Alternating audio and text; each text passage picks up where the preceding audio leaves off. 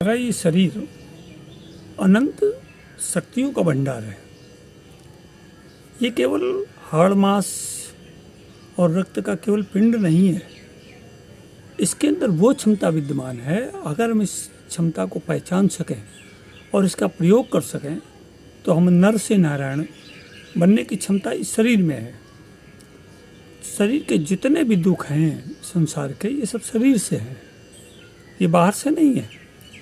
प्राणी के शरीर में मन एक ऐसा यंत्र है जो अदृश्य है, परंतु ये अदृश्य होते हुए भी इतना शक्तिशाली है कि ये जीवन की धुरी को अपने इशारों पर नचाता है।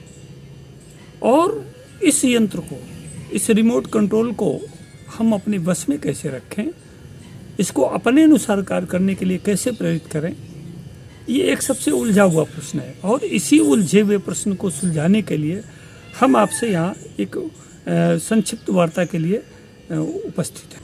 पिछले वीडियो संदेशों में एक बात तो आपसे स्पष्ट रूप से चर्चा की गई है कि इस मन को अकस्मात या जबरन बस में नहीं किया जा सकता है।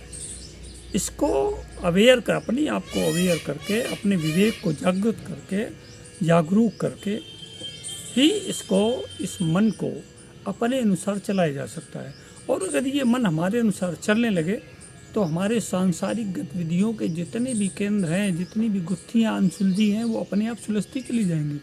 बड़े बड़े वैज्ञानिक, इंजीनियर, डॉक्टर, नेता और समाज सुधारक, जिन्होंने बहुत प्रयास करके अपने मन को जब बस में किया, मन को अपने अनुसार चलाना शुरू कर दिया, तो निश्चित रूप से ही उनको बड़ी सफलता मिली और वो बड़े एक नेतृत्व का कारण बने।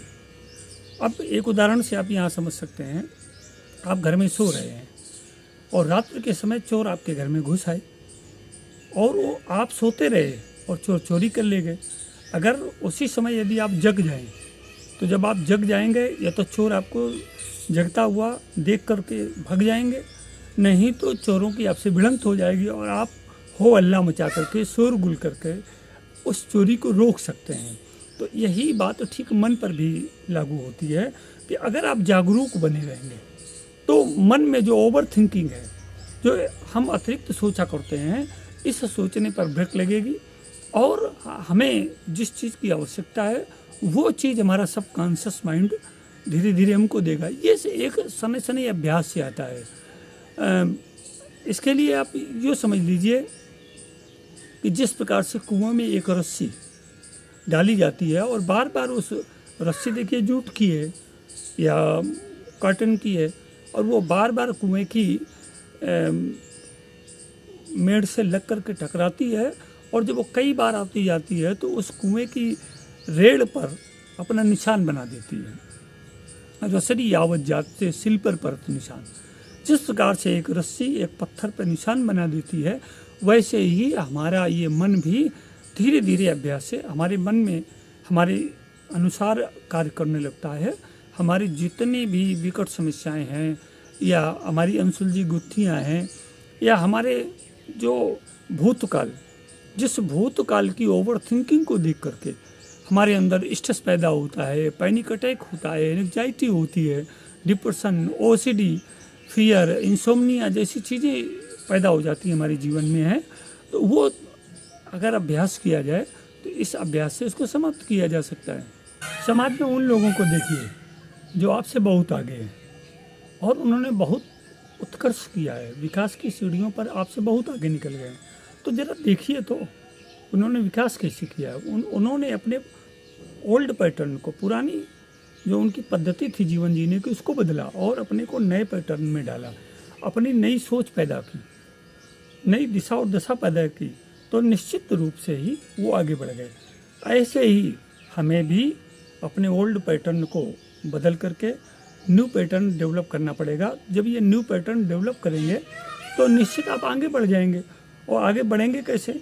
हमें किसी न किसी का तो ये तो हाथ पकड़ना है या तो अपना हाथ पकड़ाना है। तो जब हम ये तो किसी का हाथ पकड़ के आगे बढ़ेंगे, नई विचारधारा को लेके आगे बढ़ेंगे, या किसी को अपना हाथ पकड़ा देंगे, तो हमारी सफलता की दर बढ़ जाती है।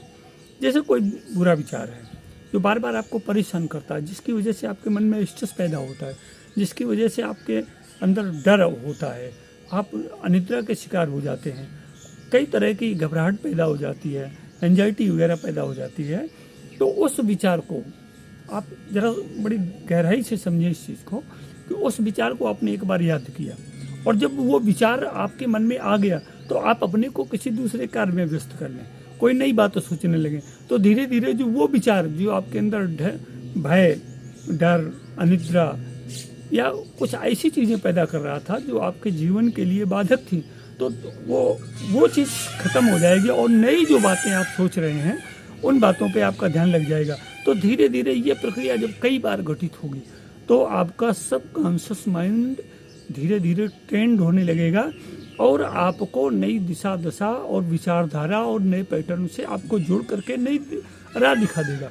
तो आपको भूतकाल की उस भूत छाया से मुक्ति मिल जाएगी। यहाँ पर एक बात और समझने की है कि हमारी परछाई दिन में 2 बार लंबी होती है। आप इसको कभी भी आजमा के देख लेना। एक तो सूर्य जब उदय होता है तब हमारी परछाई लंबी होती है, जब सूर्य अस्त होता है तब परछाई लंबी होती है। परंतु जब सूर्य मध्याह्न में सिर के ठीक ऊपर होता है तो परछाई शून्य होती है। जब जो भूतकाल है हमारा, जब सूर्य उदय हुआ है तो परछाई लंबी थी। ये भूतकाल धीरे धीरे अगर हम जैसे समय आगे बढ़ता है, दिन आगे बढ़ता है, मध्याह्न की ओर बढ़ते हैं तो प्रातःकाल गुजरे वक्त का समय हो जाता है और उसको हम धीरे धीरे भूलते चले जाते हैं। परिणाम क्या होता है कि हमारी परछाई जो बहुत लंबी थी धीरे धीरे छोटी होनी शुरू हो जाती है और एक समय मध्याह्न का ऐसा आ जाता है कि परछाई शून्य हो जाती है। ये मध्याह्न क्या हमारा वर्तमान है। यहाँ पर आकर के अगर हम भूतकाल को भूल जाएं तो नए सवेरा, नया उजाला होगा और भविष्य हमारा सूर्यास्त है। सूर्य जैसे जैसे हम सूर्यास्त की तरफ बढ़ते हैं तो हमारी परछाई फिर लंबी होनी शुरू हो जाती है।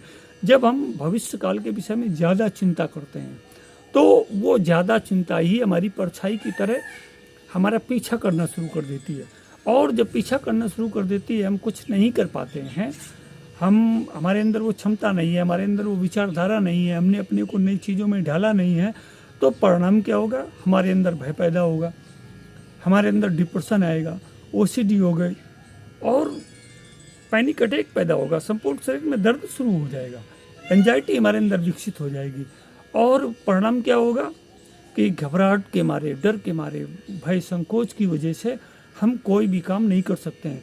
तो देखिए ना सूर्योदय की सोचिए, ना सूर्यास्त की सोचिए, सोचिए मध्याह्न की। उस मध्याह्न के समय में ही अगर आपने ठीक सोच लिया होता तो ये जो लंबी होती परछाई भूत की तरह आपका पीछा कर रही हैं, इनसे आपको मुक्ति मिल गई होती, परंतु आपने उधर ध्यान नहीं दिया। इसका अभ्यास करें। परछाई लंबी होती है, सूर्यास्त के समय धीरे धीरे लंबी होनी शुरू होती है।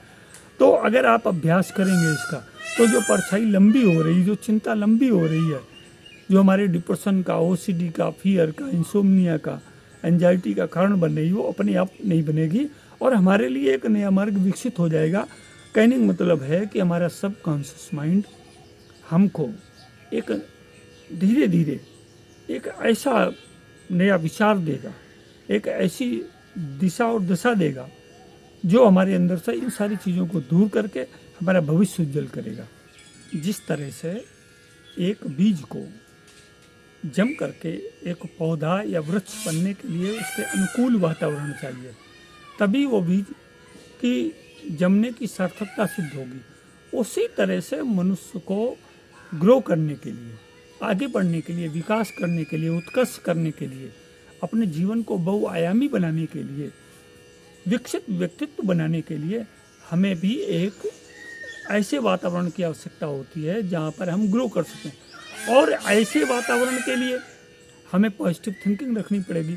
जब पॉजिटिव थिंकिंग हम शुरू कर देंगे और भूतकाल की बातों को सोचेंगे नहीं, भविष्य की चिंता नहीं करेंगे, तो हमारे बॉडी सेल्स वैसे ही बिहेव करने लगते हैं और जब हमारे बॉडी सेल्स वैसा बिहेव करने लगेंगे तो हमारा सब कॉन्शियस माइंड उसी के अनुसार कार्य करने लगता है और जब सब कॉन्शियस माइंड उसी के अनुसार कार्य करने लगेगा तो फिर क्या होगा कि आपके अनुरूप एक नया सिस्टम अपने आप डेवलप होता चला जाएगा। आपकी दिशा और दशा अपने आप ग्रो करती चली जाएगी और आप जिस लक्ष्य के लिए, जिस उद्देश्य के लिए या जिस विषय में आपका चिंतन है वो चिंतन फलदायी होगा। तो मन को बस में न करें, ज़बरदस्ती पकड़ करके उसको घेर के न करें, उसके लिए धीरे धीरे ट्रेन करें। कई उदाहरण आपको दिए यहाँ पर। तो जब आप ट्रेन करना शुरू करेंगे मन, तो यही मन हमारे लिए कल्प वृक्ष के समान सारी स्थितियाँ, परिस्थितियाँ, दशाएं, दिशाएं, सोच, चिंतन और परिणाम भी हमें उचित रूप से प्रदान करेंगे। तो यहाँ पर बात थी मन के विषय में, जो हमने आपके सामने एक बात प्रस्तुत की। आशा है कि ये वीडियो अंक आपके लिए काफ़ी लाभदायी सिद्ध होगा और आप इससे तो स्वयं तो प्रेरणा लें और दूसरों को भी प्रेरित करने के लिए इसको शेयर करें, लाइक और सब्सक्राइब अवश्य करें, जिससे आपको भविष्य में आने वाले तमाम ढेर सारे वीडियो संदेश आपको मिल सकें और आप उससे लाभ उठा सकें। धन्यवाद। जीवन जीने की कला के इस अंक में राजन आचार्य का सप्रेम अभिवादन।